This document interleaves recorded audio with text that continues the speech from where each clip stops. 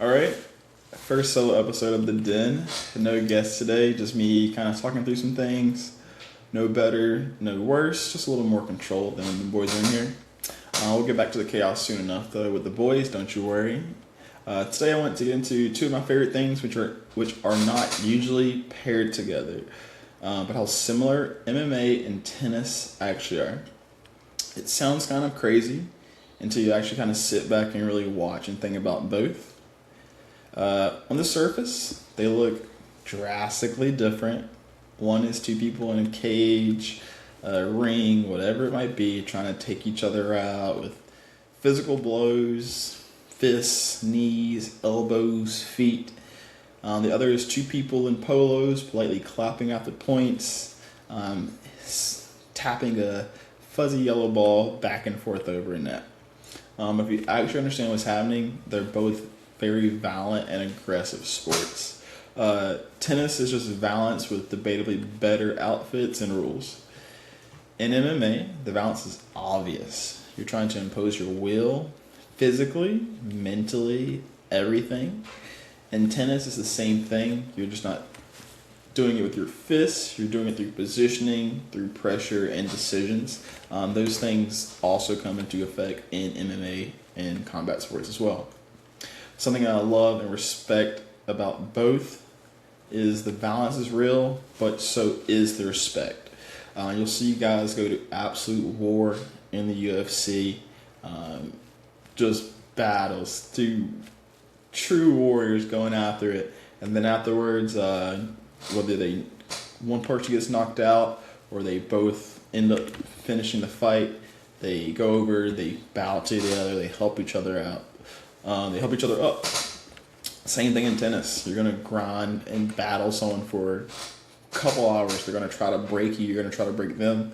But in general, after the match is over, you're going to go to the net. You're going to clap, racket, shake hands, whatever it may be, like nothing ever happened. It's competition without losing control.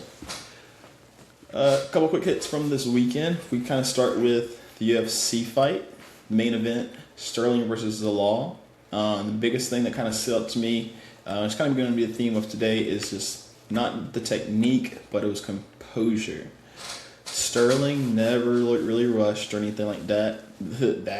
He didn't force it. He didn't panic. He just kind of stayed steady throughout most of the fight. Both are obviously very talented fighters, but even Zalal, he had some moments where you have a good explosion. I think he maybe had a couple good scrambles, even when things got close and he might have had a good submission in there. Sterling stayed composed pretty much throughout the entire fight. The announcers even made a couple of comments about it. Sterling was not forcing anything. He was not trying to rush any positions. He was letting what happens naturally happen. He was kind of letting the fight come to him. Whether it was offense or defense, it didn't really matter. It was kind of who was staying calm and controlling the moments. Sterling did a fantastic job of just staying calm and composed, cool, calm, and collected through most of the moments. You can see it in most fights. Not even say it happened with Zalal necessarily, or typically one competitor is going to look more composed than the other at some point in the fight.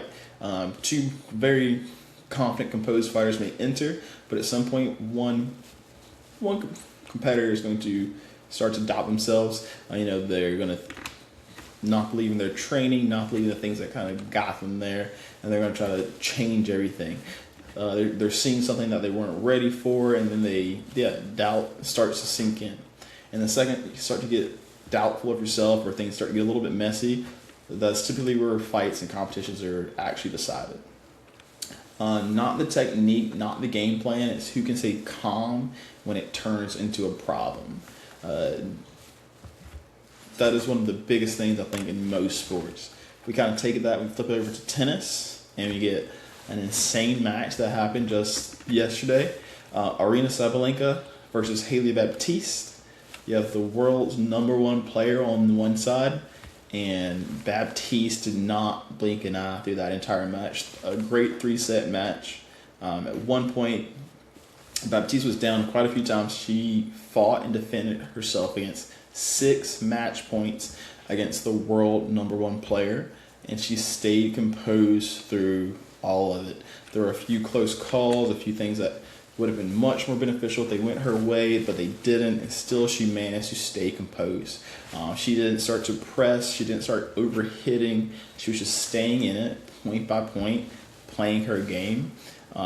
Once again, Baptiste, I think ranked number 30 in the world, clearly a very talented player, but that's not talent that got her there, that is composure and confidence of believing in what she was doing there.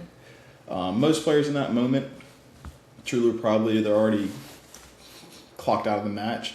They're going to start doing too much and then start making more errors, or they're already in the locker room and they've already shaken Sabalenka's hand at the net. Baptiste, she did the opposite. She stayed steady. She trusted her training and she just trusted her game, and she just kept making decisions, making smart decisions. Kind of the same exact thing we saw in the UFC. Different sport, same problem. Can you stay calm when it's not quite going your way?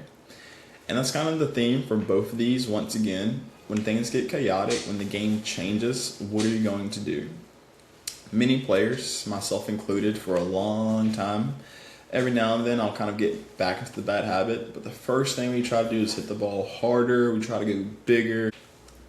Nobody wants to hear that, trust me, because power looks good, power feels good, but power without control, that's just you speeding up bad decisions and mistakes. You saw in the UFC, guys will explode, they'll go for something, and if it's not there, if it doesn't land clean, they're out of position, and now they're in trouble. Same thing in tennis. You start pressing, you start swinging bigger, you try to end the point versus playing the point and setting it up correctly, and that's when the match starts to slip away, because you're going to actually probably naturally just get tighter in that spot and actually start to make more mistakes. Tennis for sure can be a very, very slippery slope, so you want to make sure you avoid putting yourself in that situation. Power doesn't win under pressure, control does. Second, decision speed. It's not about having all the options in the world, even though having options is fantastic. It's about choosing what option to go with before the moment kind of passes you by. Oftentimes in chaos, like J. Cole said, hesitation always gets you killed. Not a bad decision, but hesitating when it's time to make the decision. We always want to have an idea. I try to always tell my players, hit every ball with an intention. Sterling didn't hesitate in the fight. Baptiste didn't hesitate in the tennis match. They weren't perfect, but they were just decisive. Indecision is just panic in slow motion. So you want to really make sure that you are hitting and playing with intention. Footwork definitely plays into this quite a bit, but not in the way people think necessarily. It's not about looking fast. It's about putting yourself in positions where decisions are easier and you can just make a cleaner, better shot. We can get deeper into that another time for sure. That's what both sports really kind of come down to. Can you stay controlled and can you make decisions fast? Especially when things stop going your way and you're not comfortable. You really want to learn to be comfortable being uncomfortable. That's the difference between training and actually competing. So if we kind of take this and bring it back to you, back to the players, it's easy to watch fights, watch matches like these and think, oh, they're just built different. They're just high-level players. And in a way, sure, they're built different, but they're really not built different from you or I. They just handle chaos better than you do right now. First, you train way too clean. I see it all the time. Players don't want to do the things that feel weird. Everything looks good because everything is predictable. You're doing the same drills, you're doing the same tempo, the same feeds. Congrats, you're elite in practice drills. Most of that's probably not going to transfer over into actual match play. But the second something changes, now your control disappears. Second, you're not training your decisions, you're training reps. In real competition, you don't get time to think. You have to recognize and go. If you have to think, you're already late. So you want to kind of have the decision made before you're forced to make a decision. Third, you avoid pressure I mean, no one wants to look bad, even in a practice or training situation. No one wants to not do well. So you're never really pushed into uncomfortable situations where you are forced to kind of not do well. You don't play from behind, you don't speed things up in your training, you don't really create chaos in training. So when chaos shows up, it's the first time you've seen it, and you don't want, in the middle of a match, in the middle of a fight, the first time you kind of witness chaos. If you actually want to improve, you got to start training the way matches feel, adding randomness, add pressure, force faster decisions, because control and decision making, that's not something you just have. And if you don't train it, you can't just expect it to show up when it actually matters. That's the solo pod for today. I appreciate you tuning in. We'll kind of keep building this, more fights, more matches, and what actually kind of transfers to your game. ELE, everybody love everybody, and we'll catch you next time.